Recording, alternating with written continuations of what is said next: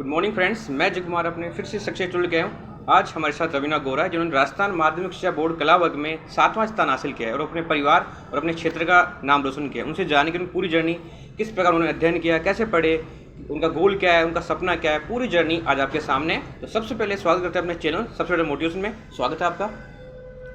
तो आप सबसे पहला जो अपनी शुरुआती परिचय है हमारे दर्शकों को एक बार बता दीजिए।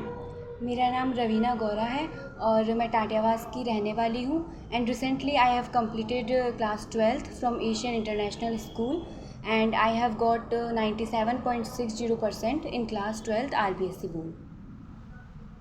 तो ना आपका जो शुरुआती एजुकेशन करियर है वो कैसा रहा? आपने 10th और 12th में कितने मार्क्स अर्जित किए थे?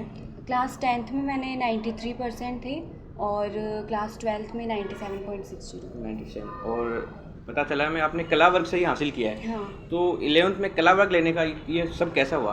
क्योंकि अधिकतर साइंस वगैरह लेते हैं, कोई कॉमर्स लेता है, तो आपने कला वर्ग क्यों चुना?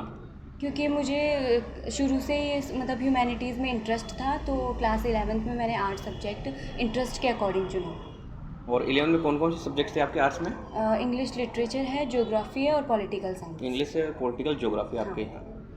तो जब आपने स्टडी पढ़ाई स्टार्ट की थी 12th क्लास की, तो कैसे आप पढ़ते थे? आपका टाइम टेबल किस प्रकार का था? टाइम टेबल जैसे शुरुआत में तो जैसे नॉर्मल बिल्कुल जैसे जो भी स्कूल में पढ़ाया जाता है उसको आके डेली 2-3 घंटे पढ़ना। कोई ज़्यादा नहीं पढ़ती थी। जैसे शुरू में जैसे कंसिस्टेंसी बहुत ज़्यादा ज़रूरी होती है, तो जैसे जो भी स्कूल में पढ़ाते थे वो आके और पढ़ाई करना, उसको रिवाइज़ करना, डेली 2-3 घंटे कंटिन्यू देते रहना। तो आपने इसके लिए कोई सेल्फ ट्यूशन लिया था या सेल्फ स्टडी आपने की नहीं, थी? ट्यूशन कुछ नहीं, सेल्फ स्टडी। हाँ, स्कूल से फिर बस। तो देखो, अंग्रेजी साहित्य का जो ज्ञान है वो मेरे पास भी इंग्लिश लिटरेचर थी। तो रवीना से हम जानेंगे कि इंग्लिश लिटरेचर का जो स्टडी है वो थोड़ा औरों से अलग है। जो मैन इंग्लिश आती है उससे काफ़ी स्ट्रीम इसकी अलग है। तो इंग्लिश लिटरेचर का अध्ययन कैसे किया? उसके जो आपने बड़े बड़े नॉवेल्स वगैरह भी आते हैं, प्रोज आता है, फिक्शन आता है, पोइट्री आती है, उसकी तैयारी कैसे की आपने? इंग्लिश लिटरेचर एक बहुत इंटरेस्टिंग सब्जेक्ट है, पहली बात तो। और हमारे जो टीचर थे शाहरुख खान जी सर, वो हमें इंग्लिश लिटरेचर पढ़ाते थे। उनका जो पढ़ाने का तरीका था वो बेस्ट था, तो कोई भी प्रॉब्लम हमें पढ़ने में नहीं आई। और जो भी वो पढ़ाते थे वो हम पढ़ लेते थे, और उसको डेली पढ़ना तो अपने आप इंटरेस्ट बन जाता है और इजीली हो गया वो फिर। और इंग्लिश लिटरेचर आपने कितने मार्क्स अर्जित किए थे 12th में? इंग्लिश लिटरेचर में मेरे 99 थे। 99, 1 मार्क्स आपके शॉर्ट रहे थे 100 से। तो ना आप आगे बताइए कि जैसे सुबह शाम जब आप प्रैक्टिस करते थे, पढ़ाई भी करते थे, काफ़ी कहा जाता है कि रात को पढ़ना चाहिए, दिन में पढ़ना चाहिए, तो आपके अकॉर्डिंग पढ़ाई का सबसे अच्छा समय कौन सा होता है? मेरे अकॉर्डिंग सुबह का भी अच्छा टाइम होता है और रात का भी अच्छा होता है।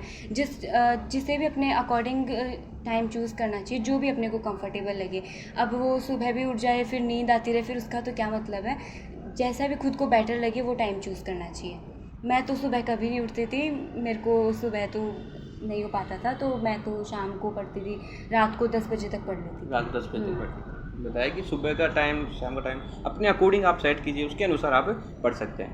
तो अब ये बताइए हमें कि जैसे काफ़ी सारे युवा तैयारी कर रहे थे और आपका उनसे अलग नंबर है, आपने 7th रैंक हासिल की है, तो मतलब आपने काफ़ी मेहनत की है। तो औरों से क्या अलग किया आपने कि जो आपको ये सब कुछ मिला है?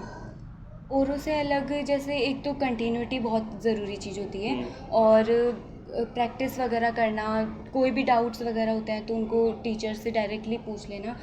ये एक बहुत ज़रूरी चीज़ होती है कि अपन जो भी डाउट आए वो अपन टीचर से डायरेक्टली पूछे। कोई भी प्रॉब्लम हो तो अपन टीचर्स को बताए, वो अपने को गाइड करे, वो होता है। और आपने जो NCERT बुक्स वगैरह आती है उनके अलावा कौन कौन सी गाइड्स का, अपने नोट्स का किस प्रकार इस्तेमाल किया आपने?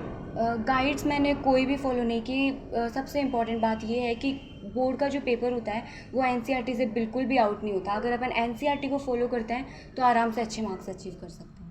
और सेल्फ नोट्स पर आपने कितना फोकस किया था? सेल्फ नोट्स स्कूल में भी बनवाते थे जैसे, और मैं तो जो भी पढ़ती थी, जैसे ज्योग्राफी में आके पढ़ती थी तो उसको खुद लिख लेती थी, वैसे हो जाता था।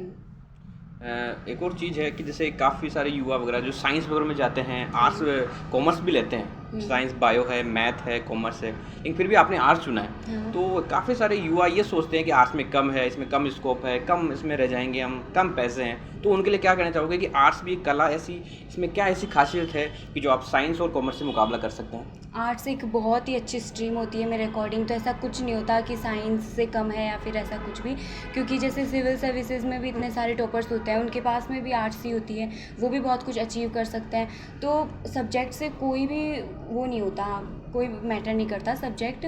अगर अपन अचीव करना चाहे, जैसे सिविल सर्विसेज में ह्यूमैनिटीज़ बहुत ही अच्छा सब्जेक्ट होता है। और आपने जो 12th क्लास में जो गोल सेट किया था, एम, वो क्या हो पाया या नहीं हो पाया, उसके बारे में बताइए कि आपकी जब रिजल्ट आया तो आप कितने खुश थे, पारिवारिक माहौल कैसा था, आप कितने हैप्पी थे उस दिन?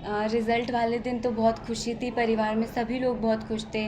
और पहले तो जैसे 3:15 पे रिज़ल्ट आने वाला था, तो मैं 3 बजे ही फ़ोन लेकर बैठ गई थी। मैं थी, मेरा भाई था और मम्मी भी बैठी थी। मैंने खोला, लेकिन पहले तो मेरे को विश्वास नहीं हुआ, क्योंकि एक तो टाइम से पहले मैंने देख लिया था, तो मुझे लगा क्या पता ये मेरा नहीं है रिज़ल्ट। फिर मैंने दोबारा चेक किया, लेकिन मेरा ही था। फिर बहुत खुश हुए सब, पापा वगैरह सब बहुत खुश हुए, टीचर्स भी स्कूल में बहुत ज़्यादा खुश थे। बहुत खुश थे। और ये जानना चाहते हैं आगे हम कि जैसे आप स्टडी कर रहे थे कंटिन्यूटी, तो जब आपको लगा कि थोड़ा आप डिमोटिवेट हुए, आपको लगा हम थोड़ा सा पीछे हैं, तो आपको किसने मोटिवेट किया, किसने आपके आपके आइडियल कौन है, किसने आपको प्रेरणा दी कि आप सब कुछ कर सकते हो, आगे बढ़ सकते हो, आपको करना चाहिए, ऐसा किसने कहा? कभी कभी जैसे स्कूल में ऐसे होता था कि मार्क्स वगैरह कम आ जाते थे, तो बहुत ज़्यादा डिमोटिवेटेड फील होता था।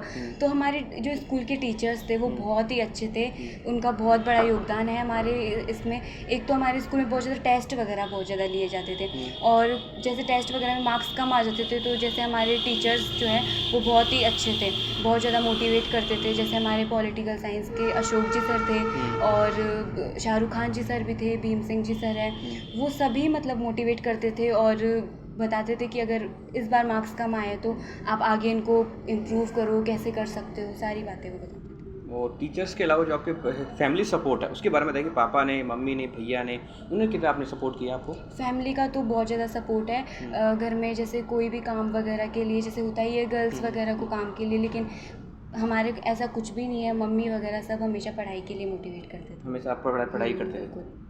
और एक और चीज़ है, जैसे काफ़ी सारी पढ़ाई होती है तो टेंशन, तनाव वगैरह ये बन जाते हैं, तो इसके लिए मेडिटेशन, कोई घूमना, मॉर्निंग वॉक वगैरह, इन पे कुछ किया आपने फोकस वगैरह? नहीं, स्ट्रेस वगैरह मैंने तो ऐसी कोई चीज़ नहीं थी स्ट्रेस वगैरह, क्योंकि स्ट्रेस कब होता है जब अपने ऊपर बर्डन बन जाता है, लेकिन जैसे अपन डेली करते रहते हैं तो स्ट्रेस बर्डन जैसी कोई चीज़ आती नहीं है। और स्ट्रेस भी मेरा कुछ नहीं था ऐसा। और वैसे अगर स्ट्रेस हो तो जैसे फैमिली के साथ टाइम स्पेंड करना, ये एक बहुत बढ़िया चीज़ होती है, जिससे स्ट्रेस बहुत कम होता है। और एक ये भी है कि कहा जाता है कि 6 से 8 घंटे पढ़नी चाहिए, 5 घंटे पढ़नी चाहिए, तो आपके अकॉर्डिंग घंटे मैटर करते हैं या जो वहाँ की जो प्रॉपर स्टडी है वो मैटर करती है? नहीं, घंटे बिल्कुल मैटर नहीं करते। अपन जो प्रॉपर स्टडी करते हैं वो मैटर करते हैं। प्रॉपर स्टडी आप जो करते हैं वो मैटर करते हैं। और हम ये जानना चाहेंगे, जैसे अभी आपने 12th किया है तो आपके आगे का जो गोल है, टारगेट है, वो क्या है, क्या बनना चाहते हैं आप? मैं सिविल सर्विसेज बनना चाहते हैं। तो कोई या आपने किसी से प्रेरणा ली है, कोई आपका ऐसा बेस्ट IAS है या कोई IPS है जिनसे आप प्रेरणा लेते हो वर्तमान में? IAS जैसे सृष्टि देशमुख है, बहुत बढ़िया है वो। और जैसे अभी हमारे थोड़े दिन पहले कॉलेज में सेमिनार भी था, वहाँ पे आए भी थे IAS परी बिश्नोई, वो आए थे, तो उनको देख कर ऐसे बहुत ज़्यादा मोटिवेटेड फील होता है। आपको भी लगा कि आप बनना चाहिए? बिल्कुल। बहुत अच्छी बात बताई आपने। और एक और चीज़ है कि आजकल जो युवा हैं सोशल मीडिया की तरफ ज़्यादा अग्रसर हो रहे हैं, अपना टाइम स्पेंड कर रहे हैं, उस पर बहुत टाइम खर्च कर रहे हैं, तो उनके लिए क्या कहना चाहोगे कि कैसे वो अपने टाइम को मैनेज कर सकते हैं, और सोशल मीडिया अगर उसमें रुचि है तो थोड़ा इस्तेमाल करके उसको छोड़ सकते हैं? मैं तो बिल्कुल सोशल मीडिया पे बिल्कुल भी मतलब यूज़ नहीं करती थी, क्योंकि सोशल मीडिया यूज़ करते हैं तो बहुत ज़्यादा डिस्ट्रैक्ट हो जाते हैं। तो मैं तो कुछ भी ऐसा नहीं करती थी, लेकिन फिर भी अगर किसी को इंटरेस्ट है, नहीं छोड़ सकते, तो उनको जैसे अपना टाइम फिक्स कर लेना चाहिए कि हाँ, कि इसी टाइम में फ़ोन यूज़ करूँगा, बाकी के टाइम पे फ़ोन बिल्कुल टच नहीं करूँगा। तो उस टाइम पे, पार्टिकुलर टाइम पे यूज़ कर सकते हैं, और बाकी फिर फ़ोन को बिल्कुल साइड में ही रख दें। स्टडी के टाइम पे बिल्कुल फ़ोन आसपास नहीं होना चाहिए। और आपकी जो हॉबी है वो क्या है, आपको क्या पसंद है, आपकी अभिरुचि किस में है? मेरी रुचि, मुझे स्टोरीज़ पढ़ना बहुत अच्छा लगता है। स्टोरीज़ पढ़ना अच्छा लगता है। और खेलना भी बहुत पसंद है, मूवीज़ देखना भी अच्छा लगता है। और इंग्लिश लिटरेसी के होने के नाते मैं आपको पूछ रहा हूँ, जैसे आपकी कोई फेवरेट बुक्स वगैरह जो आप पढ़ना चाहते हो या अभी तक नहीं पढ़े हो या पढ़ ली हो, ऐसी कोई बुक्स वगैरह हैं इंग्लिश की?